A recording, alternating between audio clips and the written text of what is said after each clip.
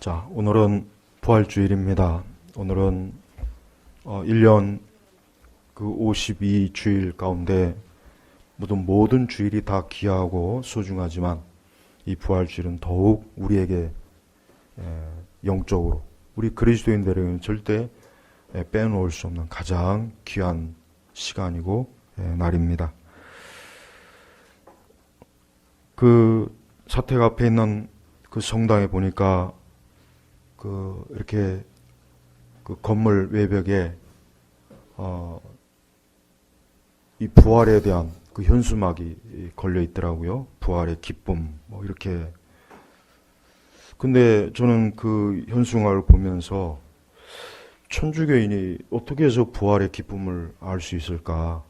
그럴 리가 없는데, 절대 그럴 리가 없는데, 천주교인들은 자기가 죽은 이후에 천국에 간다는 확신이 없습니다. 연옥에 간다는 확신은 확실히 있어요. 성경에 근거도 없는 그 연옥에 간다는 확신은 있지만 천국에 간다는 확신은 없고 또 천국에 간다고 가르치지도 않습니다. 그런데 무슨 부활의 기쁨을 알까? 그게 굉장히 이해할 수 없는 거예요. 시간만 있으면 천주교인 한 사람 붙잡아 놓고 부활의 기쁨을 아냐고 사실 물어보고 싶더라고요. 몰라요. 부활이라는 말 뜻이나 아는지 모르겠어요. 절대 모릅니다. 사실 이 부활이라고 하는 것은 엄밀히 얘기하면은 우리 인간의 이성으로는, 우리 지식으로는 사실 부활은 이해할 수 없는 것입니다. 그렇기 때문에 예수님께서도 그렇고 오늘 바울도 그렇고 뭐라고 했습니까? 부활이 없다. 부활이 없다 그랬어요. 예수님도 한번 사두개인들이 그랬잖아요. 부활 같은 게 어디 있습니까? 그렇게 예수님도 그런 질문을 받았습니다. 그렇습니다. 세상은 부활을 알지 못합니다. 아무리 부활에 대해서 설명하고 부활에 대해서 아무리 저들에게 모든 것들을 다 동원해서 이해를 시키려고 해도 저들은 부활을 모릅니다. 그러니까 성경에서도 벌써 예수님 당시나 사도들 당시에도 오늘 우리가 12절에 보니까 어찌하여 너희 가운데 어떤 이들은 죽은 자의 부활이 없다고 말하느냐. 그래요. 이미 사도시대 때도 그랬어요. 이미 그때에도 부활이 어디 있느냐. 사람이 죽으면 끝이지 부활 같은 게 어디 있냐. 이렇게 이미 이 부활에 대해서 믿지 않는 그런 말들과 그런 적대적인 그러한 증언들이 많이 나타났습니다.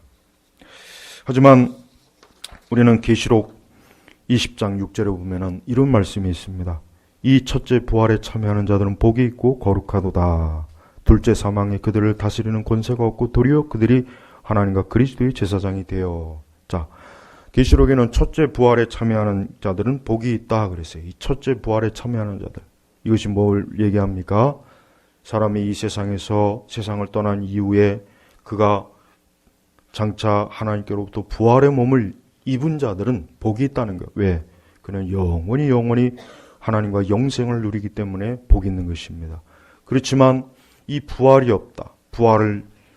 이 첫째 부활에 참여하지 못하는 자는 어떻게 됩니까? 그들은 사망의 부활로 그들은 영원히 하나님의 진노를 받는 것입니다. 그러므로 우리는 이 부활이라고 하는 것을 좀 더 깊이 이 말씀을 통해서, 사실 성경에 보면 이 신약성경에는 부활에 관한 말씀이 많이 있습니다. 그러나 이 대표적으로 고린도전서 15장이야말로 이 부활에 대해서 변증적이고 또 부활에 대해서 가장 실제적인 이 말씀이 이 고린도전서 15장에 기록되어 있습니다. 그 이유가 뭐냐면 우선 이 고린도전서를 계시를 받은 사람이 누굽니까? 바울입니다. 사도 바울이요. 그리고 바울이 지금 뭐라 그랬냐면, 바울이 그 고린도서 15장 8절에 보면은 맨 나중에 만삭되지 못하여 난 자 같은 내게도 나타나셨다. 이런 기록이 있어요. 이런 기록을 바울이 남겼어요. 사실 제일 첫 번째, 예수님께서 죽으신 이후에 3일 만에 예수님이 부활하셨습니다. 그런데 그 이후에 우리가 성경에 기록되어 아는 것처럼 몇몇 여인들에게 예수님의 부활의 몸을 보이셨고, 그 다음에 게바, 그 다음에 12제자, 그 후에 뭡니까? 여기 6절에 보면은 500명이 넘는 그 형제들, 그러니까 제자들에게 어때요? 동시에 예수님께서 부활의 몸을 나타나신 거예요. 그 후에 야고보에 나타나셨고 그 다음에 모든 사도들에게 나타났고, 그리고 맨 나중에 나 바울에게도 담에서 도상에서 예수 그리스도의 부활의 그 영광을 내가 직접 목격했고 그분을 만났고 내가 그것을 알고 있는 자다. 그러니까 바울 자신은 이 부활에 대해서 누구도 부인할 수 없고 누구도 이 부활에 대해서 거짓말이다, 이 부활은 없는 것이다라고 그렇게 할 수 없다는 것을 바울은 실제적으로 얘기하는 거예요. 우선 제일 중요한 것은 예수님의 부활은 예수님의 부활 이후에 이 말씀에 기록된 대로 몇몇 여인들과 제자들과 500명이나 되는, 50명도 아니고 500명이나 되는 사람들에게 동시에 예수님이 나타나셨습니다. 자, 만약에 예수 그리스도께서 부활하지 않았다면 어떻게 이 많은 사람들을 속일 수가 있겠으며 어떻게 이러한 기록을 어떻게 바울이 공개적으로 고린도 교회에 이 서신을 보낼 수가 있겠습니까? 누구 한 사람이라도 그건 거짓말이야, 가짜야, 예수 그리스도께서 부활하셨다는 말은 거짓말이야, 그냥 제자들이 헛소문을 퍼뜨리는 거야. 네, 이미 벌써 그 당시에 그런 소문들이 곳곳에 돌았거든요. 그러니까 바울이 고린도 교회에 이러한 편지를 보낸 이유는 너희들은 절대로 부활을 의심하지 말아라. 나뿐만 아니라 수많은 사람들이 예수님의 부활을 목격했고 그 증인들이 아직도 있다. 그러니까 내 말을 믿지 못하게든 그 증인들에게 가보라. 그 증인들에게 가보면 그들이 분명히 예수 그리스도의 부활을 증언해 줄 것이다 라고 지금 이렇게 말하는 것입니다. 그러나 이렇게 해도 안 믿습니다. 이렇게 해도 사실은 안 믿습니다. 왜 그렇습니까? 부활은 영적인 진리이기 때문에 그래요. 부활은 영적인 진리입니다. 예수 그리스도의 부활의 몸을 설령 봤다고 해도 사람들은 믿지 않을 거예요. 아마 가짜일 거야. 아마 대역이겠지. 아마 예수를 사칭한 또 다른 누군가가 변장해서 내 앞에 나온 거겠지. 예, 그래요. 부활에 대해서 끝까지 안 믿으려고 하는 사람은 무슨 이유를 대서도 부활을 믿지 않습니다. 그러나 우리 믿는 자들에겐 이 부활이야말로 가장 중요한 것입니다. 왜 그랬습니까? 왜 그러냐? 오늘 우리가 읽은 말씀에 보면은 너무나 중요한 말씀이 있어요. 만일 그리스도께서 살리심을 받지 못하셨으면, 즉 예수님께서 부활하지 않았다면, 예수님께서 다시 3일 만에 살아나지 않았다면 우리의 전파하는 것도 헛되고 너희의 믿음도 헛되며, 바로 이거예요.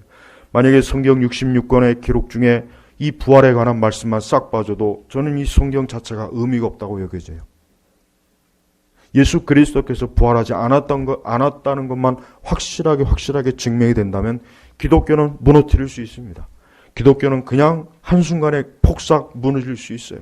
바로 지금 바울은 그걸 얘기하는 거예요. 만약에 정말 예수님이 부활하지 않았다면, 예수님 부활이 없다면, 죽은 자의 부활이 없다면, 그리스도께서 다시 살리심을 받지 못했다면 우리가 전파하는 것도, 자 보십시오.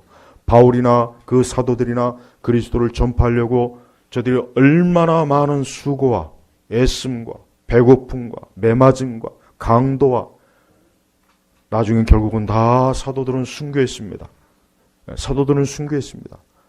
바울은 비록 성경에는 기록이 나와 있지 않지만 확실하게 그 전설에 의하면 로마에서 바울은 도끼로 목이 잘려서 바울은 순교했습니다.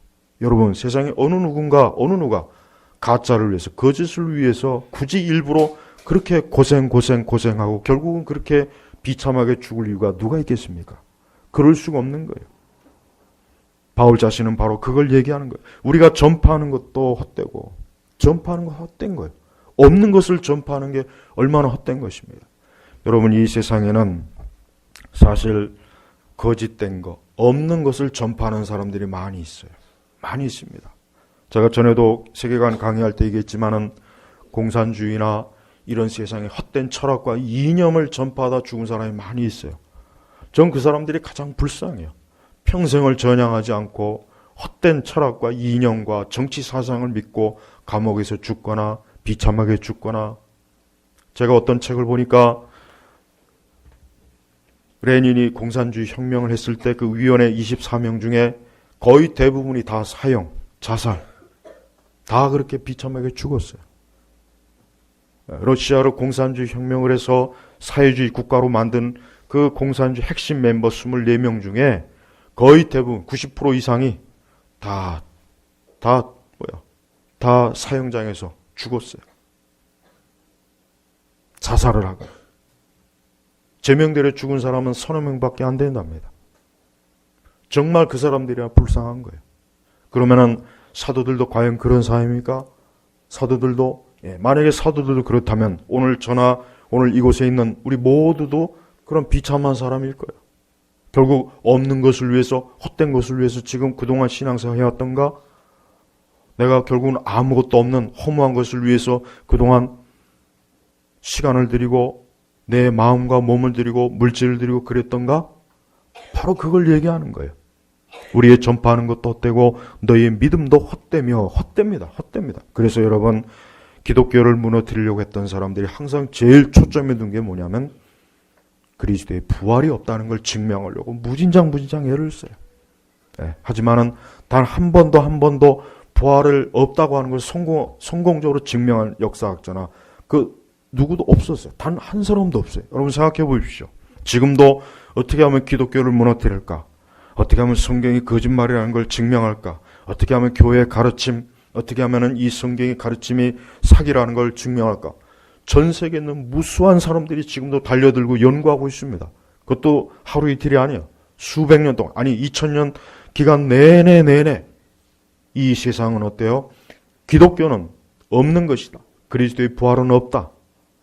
이걸 파헤치려고 했던 사람들이 너무나 많았지만 단 한 사람도 어때요? 성공한 사람이 없어요. 단 한 사람도 그것을 증명한 사람도 없습니다. 왜 그렇겠습니까? 예수 그리스도의 부활은 사실이기 때문에 그래요. 그렇습니다. 그리스도의 부활은 사실이에요. 오늘 이곳에 있는 모든 분들 중에 아직도 부활에 대해서 확실히 모르고 부활을 믿지 않는 분들이 있다면 오늘 이 말씀을 진지하게 살펴보십시오. 그리스도께서 살리심을 받지 못하셨으면 우리의 전파하는 것도 헛되고 너희의 믿음도 헛되며 그래요. 헛된 것을 위해서 시간을 쓸 필요는 없죠. 헛된 것을 위해서 인생을 날필요할 필요는 없어요. 바울은 지금 정직하게 도전하는 거예요. 그래, 어디 한번 그리스도의 부활이 거짓이고 가짜라면 한번 누군가 증거를 내봐라. 우리나 이 믿는 우리 성도들이나 과연 그리스도의 부활이 헛된 건데 이걸 위해서 우리가 지금 이렇게 수고하겠느냐? 이걸 위해서 우리가 지금 여기서 이렇게 고생을 하겠느냐? 아니에요. 15절에는 우리는 하나님의 거짓 증인으로 드러날 것이다. 그래요. 진짜 없던 거라면, 가짜라면, 그리스도의 부활의 사실이 아니라면은 저 사람들이 우리는 언젠가 거짓말장애로 드러날 거다. 반드시 드러납니다. 드러나요. 그러나 드러났습니까? 드러나지 않았어요. 리 스트로벨이라고 하는 미국의 저명한 그 불신자였고 또 기독교에 대해서 전혀 좋게 생각하지 않았던 사람이 정말 이 기독교 부활에 대해서 한번 자기가 집중적으로, 그 사람 언론인이니까 그걸 파헤쳐보려고 애를 썼지만 본인 스스로가 그것이 부활은 사실이라는 걸 본인 자신이 오히려 입증을 해봤어요. 그런 책도 나왔죠. 아마 영화로도 나왔을 거예요. 네.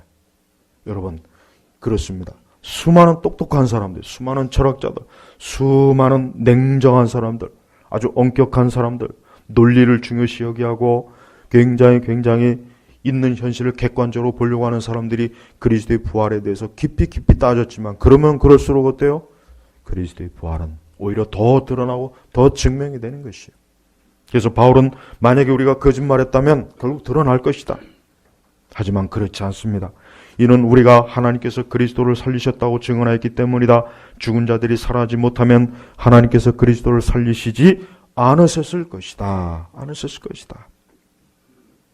또한 죽은 자들이 살아나지 못하면 그리스도께서도 살리심을 받지 못하실 것이다. 그러면서 17절을 같이 읽어보겠습니다. 그리스도께서 다시 살리심을 받지 못하셨으면 너희의 믿음도 헛되고 너희는 여전히 너희 죄 가운데 있으며 그리스도 안에서 잠들 자들도 망하였을 것이다. 바로 이거예요. 그래요. 그리스도의 부활이 왜 기독교의 가장 핵심입니까? 왜 그리스도의 부활이 가장 중요한지 아십니까? 바로 이 그리스도의 부활이 아니라면 우리도 헛되고 이 땅에서 예수 그리스도를 위해서 고생하고 순교하고 좋은 길을 가고 이 세상을 사랑하지 않고 오직 주님의 영광을 위해서 살다간 사람들, 그들조차도 뭡니까? 다 망하는 거예요. 다 망하는 것입니다. 여러분, 한번 생각해 보십시오. 정말 그랬다면 얼마나 허무하겠어요. 얼마나 허무하겠습니까? 사실인 줄 알고 열심히 온 힘을 다해서 우리는 그런 의미에서 우리는 저 세상에 많은 이방 종교와 로마 천주교를 비롯해서 수많은 거짓 신앙을 가지고 있는 사람들이 저들은 불쌍한 사람들이에요. 왜 그런지 아십니까? 저들은 정말 헛된 것을 믿었어요. 헛된 것을 믿은 거예요. 없는 것을 믿은 거예요. 거짓을 믿은 거예요. 그들이 죽음 이후에 자신들이 이 땅에서 그렇게 애타게 믿었고 간절하게 믿었던 것이 사실은 거짓이고 없는 것이었다는 걸 알았을 때 얼마나 저들이 애통하겠어요. 과연 그럼 우리도 그럴까요? 과연 우리도 그럴까요? 그렇지 않습니다. 또 19절에 보면은 우리가 그리스도 안에서 바라는 것이 이생뿐이라면 모든 사람들 가운데 우리가 가장 불쌍한 자들이다 그랬어요. 여러분, 바울이 왜 이런 기록을 하는지 아십니까? 여러분 생각해 보십시오. 초대교회 때, 즉 사도시대의 그때 신앙생활한 그 많은 그 당시에 그리스도인들은 굉장히 고생을 많이 했습니다. 핍박을 많이 받았습니다. 엄청나게 예수 그리스도를 믿는다는 그 한 가지 때문에 그것 때문에 무수하게 저들은 고난을 많이 받았어요.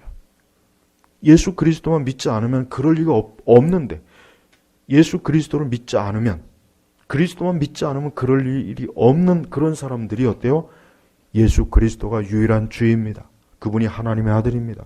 그분이 나의 구세주입니다. 그분이 나의 소망입니다. 그분이 부활하셨습니다.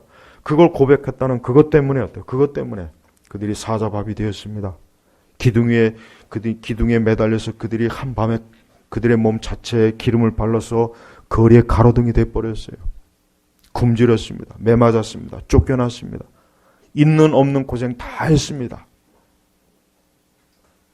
만약에 정말 부활이 없다면 정말 이 말씀 그대로 모든 사람들 가운데 우리가 가장 불쌍한 자들이다. 불쌍한 자들. 우리가 불쌍한 자들이 되고 싶습니까? 우리가 불쌍한 자들이 되어야 되겠습니까? 그렇지 않습니다. 우리는 불쌍한 자들이 아니에요. 우리는 장차 영원한, 그래서 아까 계시록에도 이 첫째 부활에 참여한 자들은 복이 있다 그랬어요. 첫째 부활에 참여한 자들은 복이 있다 그랬습니다. 왜 복이 있습니까? 그들은 영원한 그 부활의 몸을 가지고 영생을 장차 누리기 때문에 그런 것이에요. 히브리서 11장 35절에는 이런 말씀도 있습니다. 좀 졸려오신 분들은 말씀을 자꾸 피세요. 히브리서 11장 35절에 보면은 여자들은 자기의 죽은 자들을 부활로 받기도 하며 어떤 이들은 더 좋은 부활을 얻고자 하여 악형을 받되 구차에 면하지 아니하였으며 그랬어요. 히브리서 11장 35절에 이 부활의 소망과 영광에 참여하기 위해서 자신들이 받는 고통과 괴로움을 구차히 면하려고 하지 않았다는 거예요. 왜?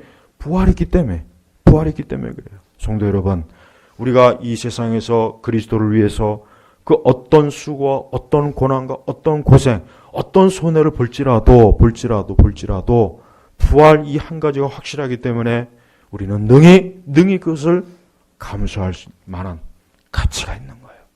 가치가 있는 것입니다. 여러분이 예수 그리스도를 믿는 것 때문에 직장을 얻지 못하고 결혼을 하지 못하고 가난하게 살고 혹 가족과 이웃들에게 비방을 받고 집에서도 쫓겨나고 여러분이 온갖 멸대와 철시를 받는다고 해도, 그런다 해도 부활이 있기 때문에 그거는 기꺼이 그걸 받아들일 만한 가치가 있는 거예요. 여러분 제발 부활을 확실히 믿으십시오. 사실 요즘 예전에 그 80년대까지는 제 기억은 그렇습니다. 옛날에는 제가 이렇게 국민학교 때나 이렇게 중고등학교 때 보면은 이 부활주일은 굉장히 이게 참 교회에서 가장 1년 중에 가장 기쁜 날이고 기독교 전체가 막 이렇게 막 들썩이는 굉장히 그런 날인데, 언젠가부터 제 기억에는 부활주일 해도 교회가 그냥 시큰둥하고 그러더라고요. 언젠가부터 그래요. 언젠가부터. 저는 그게 왜 그럴까 가만히 생각해 보니까 교회가 부활된 소망을 잃어버리는 거예요. 잃어버린 중에 있는 거예요. 교회를 다니는 많은 사람들이 이 히브리서 여인과는 반대로 부활이고 뭐고 천국이 뭐고 내가 지금 그게 중요하냐, 내가 이 세상에서 누릴 거 다 누리고 재미도 보고 노는 것도 교회가 부활신앙이 아니라 이 세상의 신앙으로 바뀐 거예요. 그러니까 부활절에 대해서도 시큰둥한 거예요. 부활절에 계란은 잘 까먹죠. 부활절에 계란은 잘 까먹어요. 제발 그 부활주일에 계란 까는 그런 짓은 정말 그건 왜 하는지 그건 좀 안 했으면 좋겠어요. 이왕 하려면 타조알을 사서 하든가. 공룡알은 더 크다죠. 공룡알은. 여러분, 우리는 이 부활주를 그렇게 희화시키면 안 돼요. 세상 사람들이 볼 때도 부활하면은 그렇지 않아도 부활이 뭐야? 아니 그런 마당에 그 교회에서 계란이나 까먹고 있으면 계란 까먹는 날이구나. 참 교회는 참 희한한 그 절기도 지킨다. 그렇게 생각하는 사람들 많이 있어요. 여러분, 부활은 죽음에서 사망에서 생명으로 옮긴 게 이 부활이에요. 그래서 여러분, 기독교는 이 부활만 없으면 기독교는 그냥 무너져요. 말할 것도 없어요. 크게 힘들 것도 없습니다. 그러니까 궁극적으로 교회를 다니는 우리 성도들, 우리 신자들에게 있어서 이 부활신앙은 너무나 중요한 거예요. 부활신앙이 있으면 어떤 슬픔도 이길 수 있어요. 고난도 이길 수 있어요. 괴로움도 이길 수 있어요. 그 어떤 것도 이 부활신앙이 있기 때문에 어때요? 다 이겨낼 수 있고 인내할 수 있고 견뎌낼 수 있고 또 구차하게 이 세상 그런 것들을 면하고 싶어서 세상 앞에서 무릎 꿇지 않을 수 있는 거예요. 그리고 가장 중요한 게 뭡니까? 이 부활로 인해서 결국 우리는 사망을 이기는 거예요. 사망을 이기는 거예요. 멸망하지 않는 거예요. 이 부활로 인해서 뭡니까? 우리는 멸망하지 않고 영원히 영생을 누릴 수가 있는 거예요. 사람에게 궁극적으로 최후의 적이 뭡니까? 죽음이지 않습니까? 죽음이에요. 이렇게 우리가 지금 이렇게 살아있을 때는 아름답고 멋있고 멋을 부릴 수 있지만 여러분 즉시 죽음이 찾아오게 되면 한순간에 우리의 피부는 검은 피부로 변해요. 썩어 문드러집니다. 죽음의 병사들인 이 구더기와 온갖 해충들이 우리의 몸을 갉아먹어요. 그게 인간의 마지막 모습이에요. 죽음 이후의 모습입니다. 사실 죽음은 아름답지 않아요. 죽음은 아름답지 않아요. 많은 영화 속에서나 이런 것을 보면 굉장히 죽음을 감동적으로 표현하지만 의사들이 기록되어 놓은 죽음에 대한 기록을 보면은 하나도 감동적이지도 않고 끔찍해요. 사람이 죽음이 가까우면 가까울수록 영적으로도 비참해집니다. 죽음이 가까우면 가까울수록 죽음의 사신이 눈앞에서 어른어른거립니다. 죽음이 가까우면 가까울수록 우리 몸에서 냄새가 납니다. 썩은 냄새 납니다. 죽음의 냄새가 서서히 풍겨납니다. 죽음이 가까우면 가까울수록 점점 우리의 정신과 우리의 마음이 어둠 속으로 빠져들어갑니다. 그러니까 여러분, 우리는 이 악인들이 활개를 칠 때 우리는 그 악인이 회개하지 않고 죽을 때를 생각하면 아마 조금 위로를 받을 수 있을 거예요. 물론 성경은 악인이 죽는 걸 기뻐하지 않는다고 했으니까 우리도 역시 악인이 죽는 걸 기뻐하면 안 돼요. 그가 빨리 예수 그리스도를 믿고 부활의 소망과 생명을 얻기를 우리는 간절히 원해야 됩니다. 그만큼 죽음은 무서운 거예요. 그만큼 사망은 지독한 거예요. 근데 그 사망과 죽음에서 이 부활이 어때요? 우리에게 주어진 이 부활이야말로 새로운 생명을 우리에게 부여해 준 거예요. 그래서 이 부활은 가장 귀한 것입니다. 이 부활이야말로 우리에게 없어서는 안 될 최고의 축복이요. 가장 축복이요. 사람이 받을 수 있는 최고의 축복이 부활의 생명이. 예수 그리스도께서 첫 열매가 되셨죠. 그분이 부활하심으로 사람이 죽음을 이길 수 있다. 사망을 이길 수 있다는 걸 예수님이 보여준 거예요. 예수님이 보여주신 거예요. 내가 이렇게 부활했다. 내가 이렇게 죽음과 사망에서 부활했다. 이제 나를 믿는 자는 어때요? 영원한 생명을 얻을 수 있다. 그래서 아까 우리 교동문에서 읽었죠. 교동문에서 우리가 아까 뭐라고 했습니까?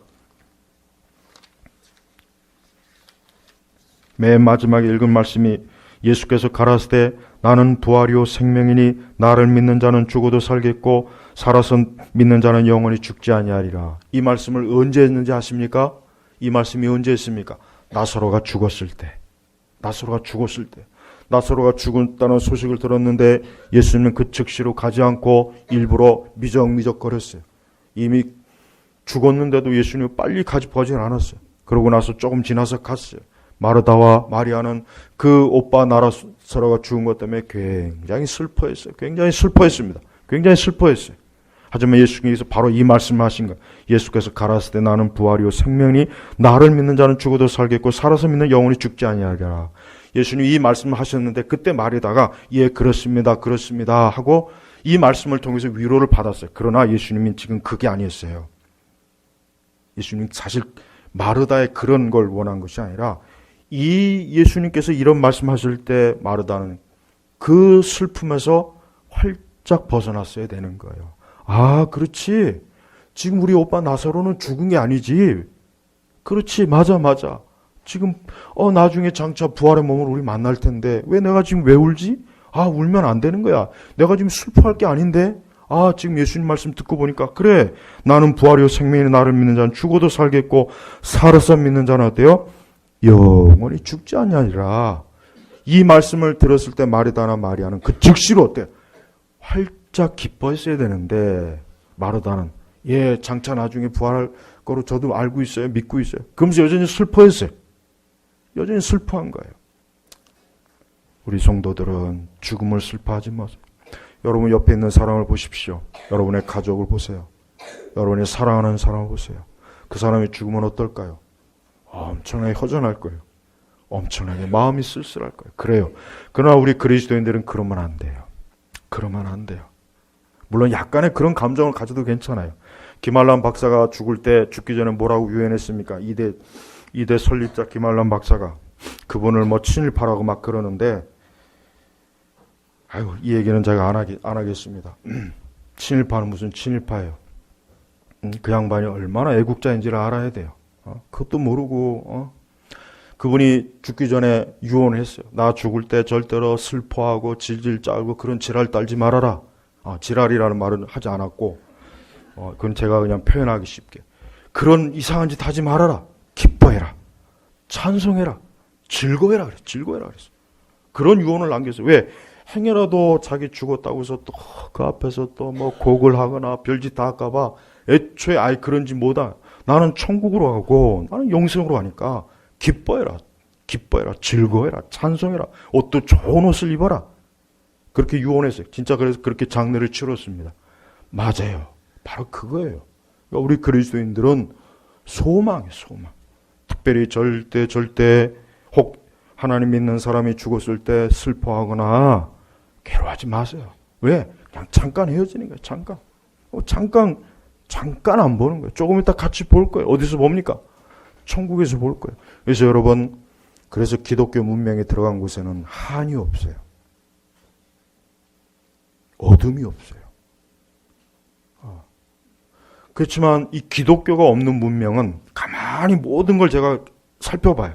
보면은 문학이든지 영화라든지 예술을 가만히 보면은 거기에는 어둠이에요. 어둠. 일본 사람들 가만히 내가 살펴봐요. 요 근래 계속 제가 봤어요. 일본 사람들 문화나 이런 영화나 그런 것들을 가만히 보면은 거기에 생명이 없습니다. 어둠이요. 적막해요. 왜? 부활이 없거든요. 그러니까 수시로 귀신 나오는 거예요. 한 개인의 삶도 마찬가지예요. 한 개인의 삶도 부활의 소망이 없으면 날마다 이 세상의 모든 게 다 우울할 거예요. 일이 좀 안 돼도 우울하고, 이래서 우울하고, 이래서 슬프고, 이래서 괴롭고, 매일매일 마음이 그냥 먹구름이에요. 먹구름. 그렇지만 진짜 부활의 소망 있는 사람은 어때요? 지금 내가 이거 잠깐이야. 이 다음에 나는 영원한 부활의 몸을 입고 주님 앞에 영생하는 텐데 지금 이까짓 게 대단하다고 그렇게 막 슬퍼하고 괴로워하고 우울해하고. 사실 부활신앙은 너무 중요해요. 부활신앙이 제대로 있으면은 절대 우리에게 우울한 마음이나 슬픈 마음이 들어올 수 없어요. 그게 진짜 사실입니다. 그게 사실이에요. 그래서 예수님께서 마르다하고 마리아에게 이런 말씀을 하신 거예요. 근데 아직도 그 말씀을 그때는 이해를 못한 거예요. 이해를 못한 거란 말이에요. 우리도 똑같아요. 우리도 이 말씀을 그래. 나중에 부활할 거야. 그러면서 계속해서 마음이 침울하고 우울하고 어둡고 제가 아까 그랬죠. 제가 천주교 성당에 부활의 기쁨이라고 해서 절대 그럴 리가 없는데 저 사람들은 부활의 기쁨을 절대 그거 알면 오히려 안 되는 건데 알 수가 없거든요. 아니, 천국의 기쁨도 없는 사람, 알지도 못하면서 어떻게 부활의 기쁨을 알겠어요? 하지만 우리 개신교도들은 어떠세요? 저는 우리 개신교도들이 문제예요. 오늘날 우리 개신교도들 성경을 떠났어요. 참된 믿음을 떠났어요. 온갖 종교적인 의식과 자기의 율법적인 의야, 자기가 뭐 했다, 뭐 한다, 거기에만 자랑하고 있어요. 그렇지 않아요. 그런 건 중요하지 않습니다. 그에게 부활의 생명이 있는가요? 부활의 소망이 있는가?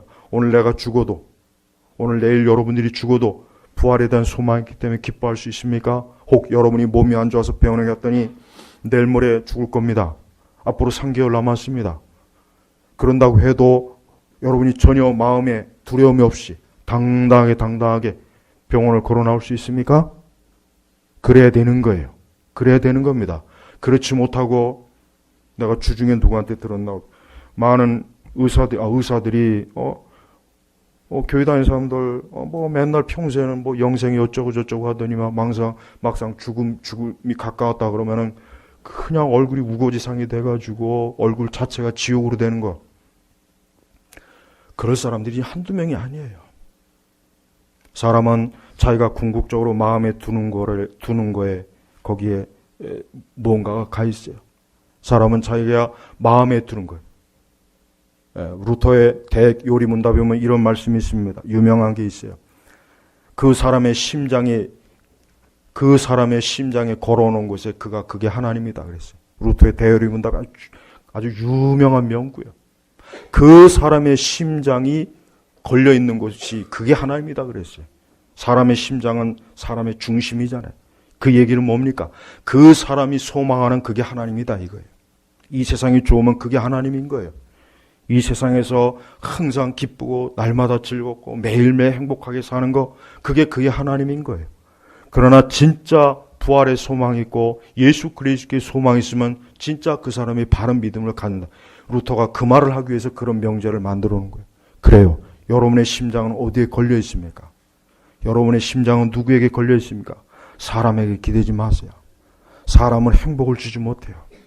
가족간이라도 솔직한 얘기로 저는 가족도 어쨌든 귀찮아요. 저는 아내도 귀찮고 자녀도 귀찮습니다. 내가 이런 말 한다고 해서 우리 사모나 아이들이 서운해할 필요 없어요. 실제로 그래요. 때때로 나 혼자 있으면 좋겠다. 홀가분하게. 그럼 더 많이 기도하고 더 많이, 사실이에요, 사실. 나만 그런 거 아니에요. 내가 다 물어봐요, 내가. 내가 우리 교인들한테는 안 물어보고 내가 다른 사람한테도 물어본다니까요, 진짜. 다 거의 그래요. 그렇지 않은 사람 없어요. 그런 표현 안 한 것뿐이에요. 저는 그냥 정직하게 표현한 거예요. 그렇다고 해서 제가 우리 가족이 소중하지 않은 건 아니에요. 우리 가족이 소중해요. 우리 지환이 쟤는 좋으라고 이런 거 못 들어요, 지금. 차라리 잘 됐어. 듣지 마. 그냥. 괜히 아빠가 이런 말 했다고 손해할까봐. 우리 가족이 중요한 건 사실이에요. 그렇지만 궁극적으로 인간은 혼자입니다. 혼자예요. 죽을 때 같이 죽습니까?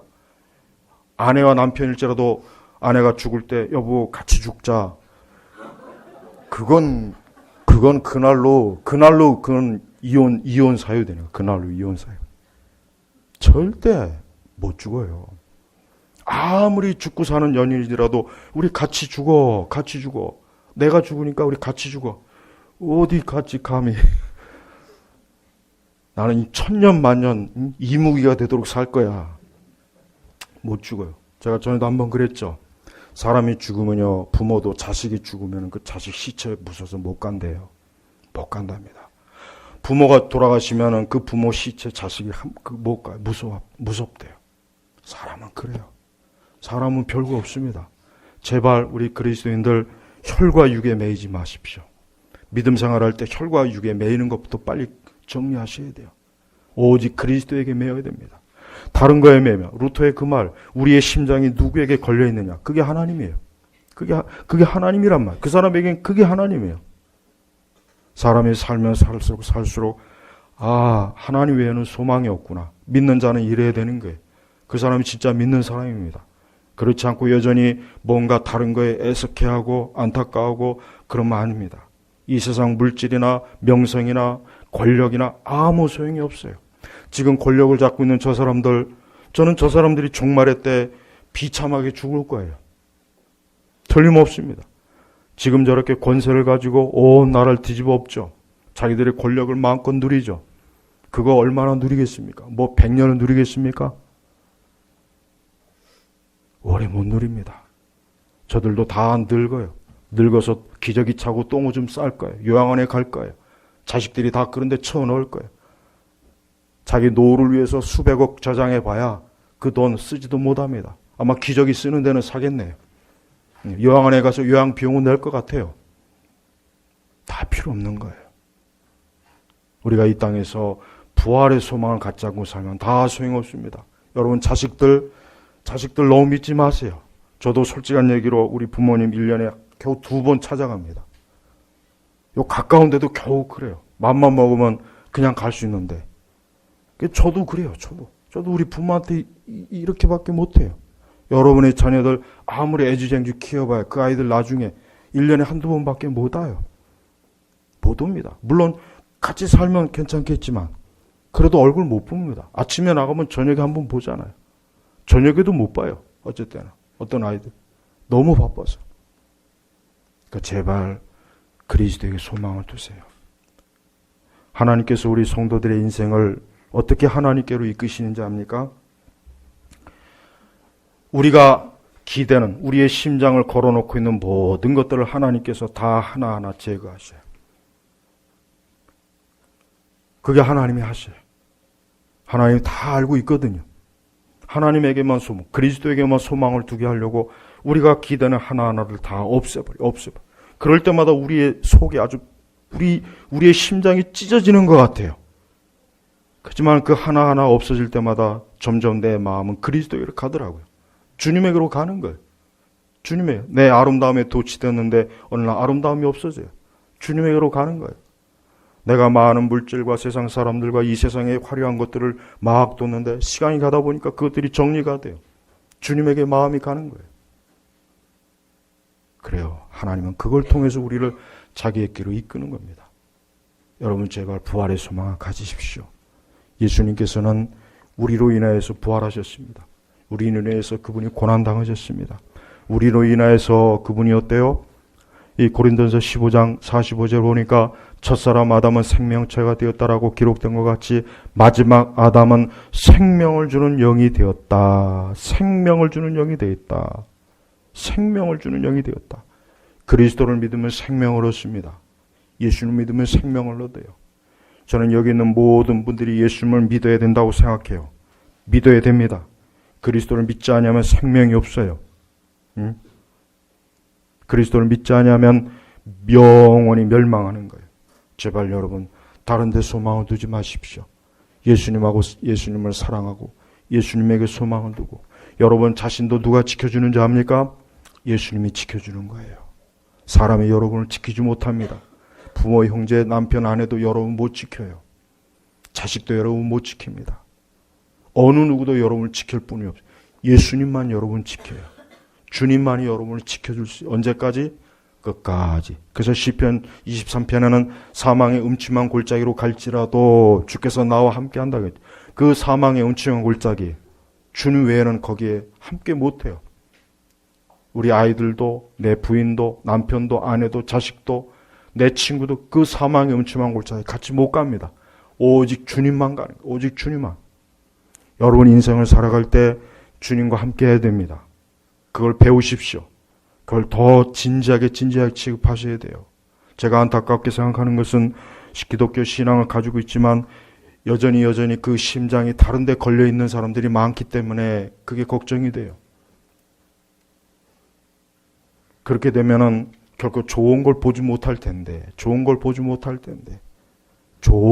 누리지 못할 텐데, 진짜 좋은 걸 얻지 못할 텐데, 그게 안타까운 것입니다. 바울이 얼마나 안타까운 심정으로 지금 말합니까? 야, 도대체 누가 부활이 없다 그러는 거야. 나도 봤고 얼마나 많은 사람들이 부활을 증거했는데 내가 이거 증거하려고 지금 내가 이렇게 죽을 고비를 수도 없이 넘기면서 매도 맞고 배고프고 굶주리고 내가 지금 이것 때문에 지금 이러고 있는데 부활이 없다면 지금 내 하는 짓이 뭐냐? 그리고 너희들 믿음이 뭐냐?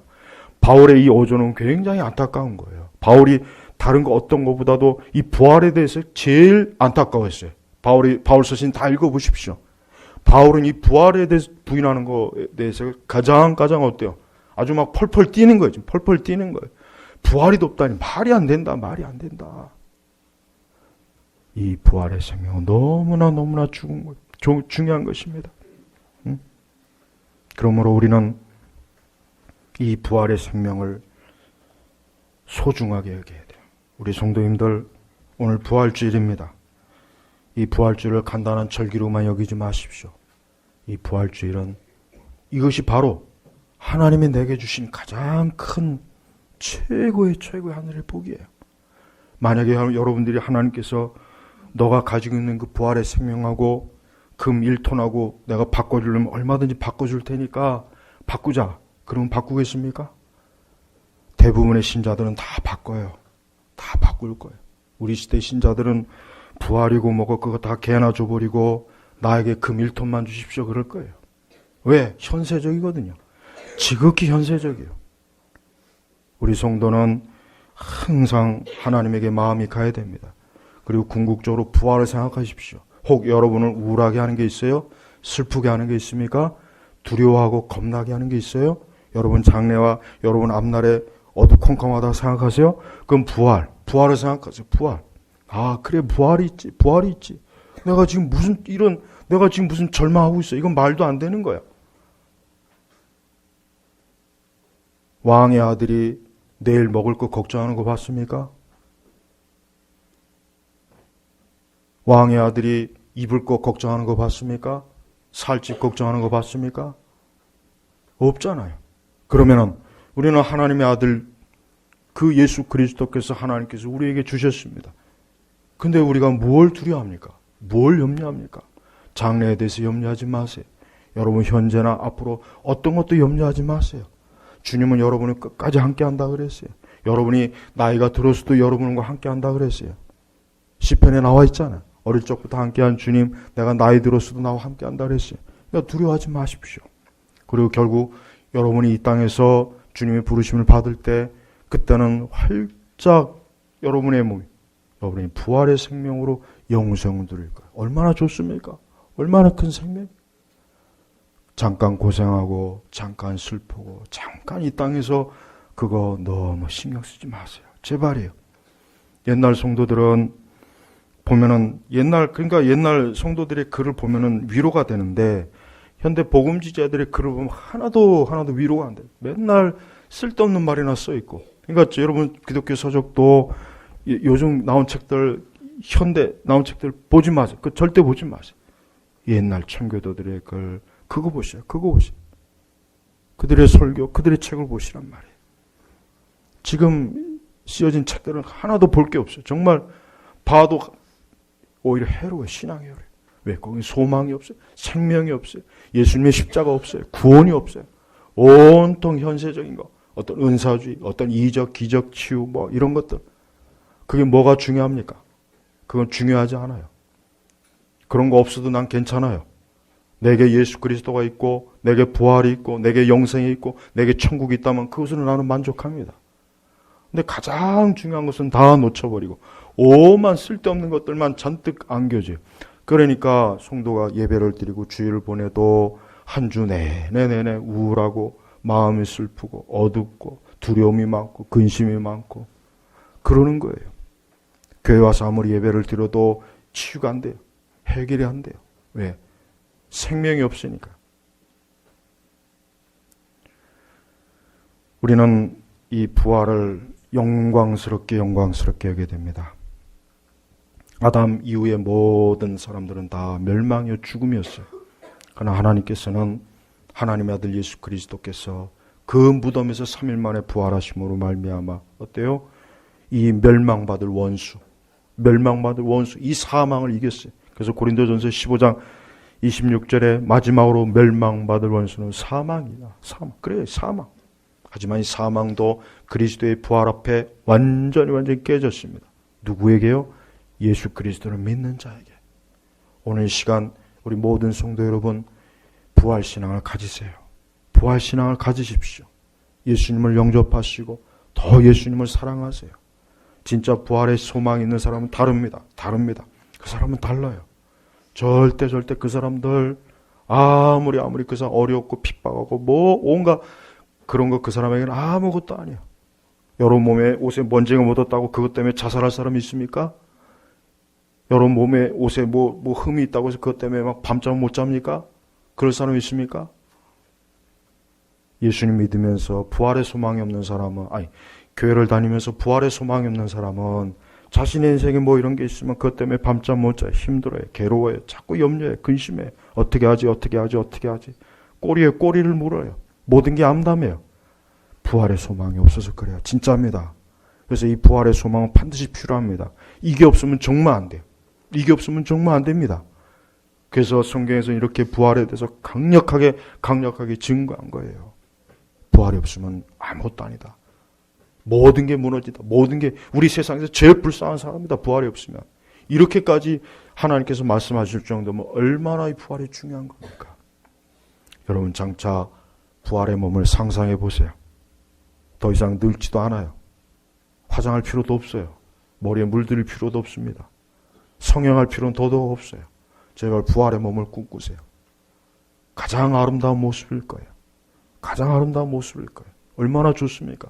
늙지도 않고 병들지도 않고 고통도 없고 불면증도 없고 눈물 흘리는 것도 없고 괴로움도 없고 이게 부활의 몸에서 이루어지는 거예요. 두려움도 없어집니다. 그러니까 옛날 성도들은 이 부활의 신앙이 너무 중요했어요. 너무 중요했어요. 그래서 여러분 교회 예배당 앞에 왜 무덤을 만들어 놓는 이유가 뭐겠습니까? 장차 다 부활할 거를 서로 믿기 때문에 예배당 앞에다 무덤을 만들어 놓은 거예요. 나는 우리 교회도 하나님이 허락하시면 뭐 어렵긴 하겠지만은 예배당 있고 그 땅의 앞에다 무덤을 만들었으면 좋아요. 무덤. 여러분의 이름을 미리 거기다 다 비서관을 미리 세워놓고 그건 그렇게 하면 그것까지는 좀 그렇죠. 어쨌든 옛날 성도들은 왜 그 예배당 그 마당에 무덤을 만들었습니까? 왜 유럽에서? 부활할 거라기 때문에 부활할 거예요. 그러나 우리 동양은 무덤하면 저 망우리에다 갖다 놓죠. 저 산속 어딘가에. 그러니까 죽음을 무서워하니까 그런 거예요.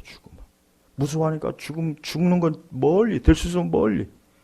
하지만 서양 기독교 문명에도 죽음은 바로 가까이 둡니다. 전혀 두렵지 않고, 이 친구, 우리 아빠, 엄마, 내 아들, 곧 부활할 거야. 같이 만날 거야. 옆에다 무덤 둬도 무섭지 않아요. 제발 성도 여러분, 부활신앙 가지십시오. 1년 내내 목사가 1년 내내 전할 주제를 딱 한 가지 고른다면 부활. 이거예요. 다른 것 안 전화도 돼요. 1년 내내 부활에 대해서 설교만 해도 됩니다. 그만큼 기독교는 부활이에요. 우리 성도님도 오늘 예배에 온 이유가 뭡니까? 부활신앙 때문에 온 거예요. 그리고 앞으로도 부활신앙으로 살아가십시오. 예수 그리스도 부활하셨습니다. 그분이 부활하셨습니다. 그분이 내 부활의 첫 열매가 됩니다.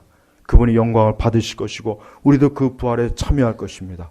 우리 제나바교회 모든 성도분들 그 부활의 생명에 다 참여할 줄을 믿습니다. 기도하겠습니다. 하나님 아버지 감사합니다. 오늘 특별히 부활주일을 맞이했습니다. 이 부활주일이 언제까지 있을지 모르겠지만 분명히 주님 오시는 그날에 끝날 줄로 압니다. 우리가 그날에 부활의 몸을 입고 영광스럽게 주님 앞에 설 줄을 믿습니다.